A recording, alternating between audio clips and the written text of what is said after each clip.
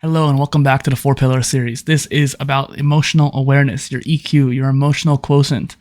This is a matter of how well do you understand your own emotions, let alone the emotions of others? How empathetic can you become?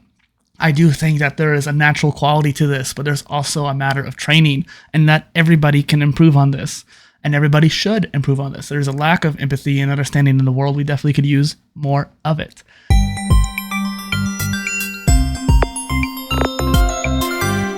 So now let's go into this emotions pillar. I believe the emotions pillar is the one that most people tend to neglect. Hence why all the other three pillars are linked so deeply. The mind and body connection, even spirituality kind of has this trifecta almost. And the emotions pillar is kind of on top of all three of those. If you think of it like a pyramid, then the three sides, three corners of one side is the mind, body, spirit. But then the emotions is kind of like the connector of all of them. I was thinking more kind of in a more four-dimensional way, I guess. But point is, it is kind of like the glue between the other pillars, because your emotions are directly impacted on your physicality. So when you are upset or depressed, you're upset as in like negatively feeling sad, that lowers your body temperature. When you're happy and excited, it increases your body temperature. I'm excited to make these videos, and I keep getting really hot each time I make them. And not only that, anytime you are emotionally distressed, you then basically turn off your brain a little bit and forget to be logical about situations. And so taking back and take a little meditative breath and reset yourself to reassert that logical forefront of the brain to take over the mastery of the body instead of letting your emotions take control. People do not realize that by not taking care of your emotions, your mental state can be neglected. Your mental state can be controlled by it, and you don't even realize it's happening. It changes your body in a lot of different ways, like I mentioned, the whole temperature thing. And it can even mess with your emotions even more so. So you can start off just a minor little flame of anger, and it blows up out of proportion to this blind rage that you don't even realize is happening until it happens after the fact. And then you feel bad for whatever you did. And by not realizing that your other three pillars have a profound impact on your emotions pillar too, the other way around, you fail to attain a higher level of understanding in your emotions pillar. So it's a bidirectional street, even though I was talking about how it impacts the other three pillars through your emotions. The other three pillars can directly impact your emotions too. So when you exercise and take care of yourself, those endorphins give you feel-good chemicals, making you feel happy, making you feel positive. When you are learning something new and feel challenged, you might be upset by the challenge, but then you get really happy that you indulged in that curiosity and you were successful. By indulging into your spirituality and looking within, and maybe look into whatever higher power you believe in, you start to realize that, okay, I'm not alone in this world. I'm not alone in this universe. There's other things around me that are connected. Everything's connected. And that can also increase your overall emotional, not only awareness, but happiness. And so this idea of the bidirectional linking of the three pillars of mind, body, and spirit, and your emotions pillar are what makes it all four pillars. And so it's really interesting to think about how you could almost see the other three individually, and obviously you're seeing the emotions individually too, but there's this really strong connection between the two, and I thought that was really interesting.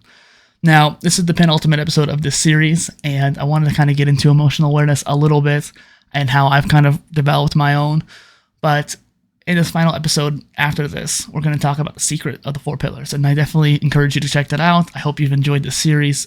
I always say if you have any questions, comments, or concerns, look down below. Go comment on the video. We'll talk about it. In my own life, I've suffered a lot. I've dealt with a lot of different things, either externally and internally, and I remember even in junior high being depressed for the first time in my life, like actually depressed.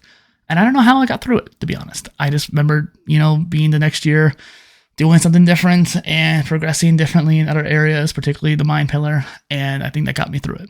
But I remember being down, and I remember being low and not feeling the way I should be. I remember in 2017 burning out tremendously. At the beginning of 2018, I was still burned out. And so there was that feeling of numbness where I didn't enjoy anything. I didn't pursue any of the four pillars development. I didn't even pursue poly-innovator stuff at all.